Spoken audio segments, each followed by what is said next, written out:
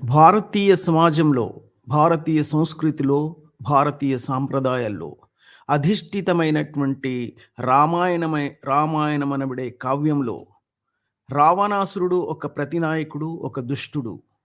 అతను బ్రహ్మ వంశస్థుడు అయినప్పటికిని, వేదాంగ పండితుడైనప్పటికిని, పరాక్రమశాలి అయినప్పటికిని,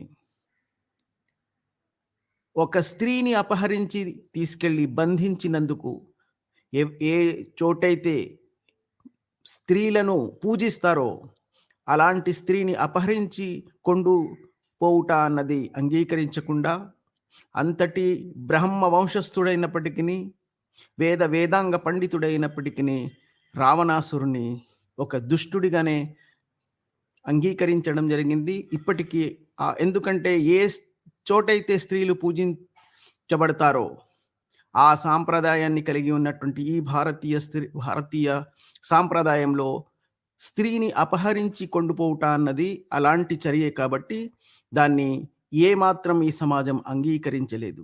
ఇది ఒకవైపు. కానీ ఇస్లాంలో ఎక్కడైతే స్త్రీలను బానిసల్ని చేసుకొని వాళ్ళ మీద అత్యాచారాలు చేస్తూ వాళ్ళ అంగీకారం లేకుండా వాళ్ళను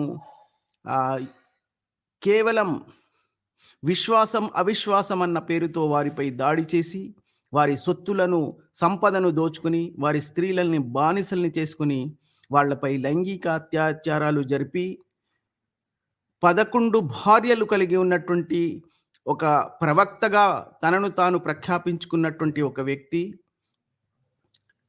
ఎంతోమంది బానిస స్త్రీలను లైంగిక అత్యాచారం చేసి, అది కూడా తనకు అల్లాహు ప్రసాదించినటువంటి ఒక అల్లాహు తనకు ధర్మసమ్మతం చేశాడని ప్రఖ్యాపించుకొని స్త్రీలపై దౌర్జన్యాలు చేయడం, పురుషులను హతమార్చడం, వారి సంపదను దోచుకోవడం, స్త్రీలని బానిసల్ని చేసుకోవడం,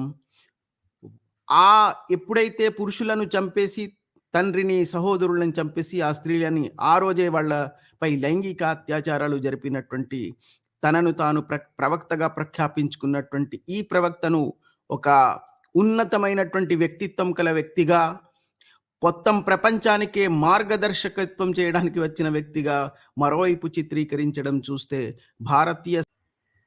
భారతీయ సంస్కృతికి ఇస్లాం సంస్కృతికి ఉన్నటువంటి వ్యత్యాసాన్ని మనం చూసాం.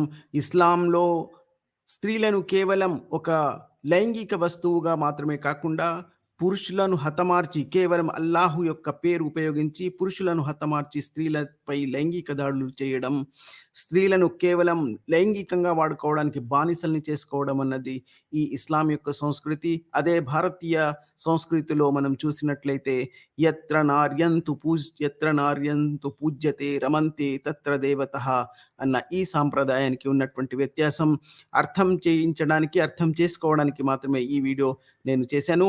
ఇంకో ఇస్లాంలోని కొన్ని నిజాలను మరో వీడియోలో వివరించడానికి ప్రయత్నిస్తాను. అప్పటి వరకు సెలవు. ధన్యవాదాలు. జై హింద్, జై భారత్.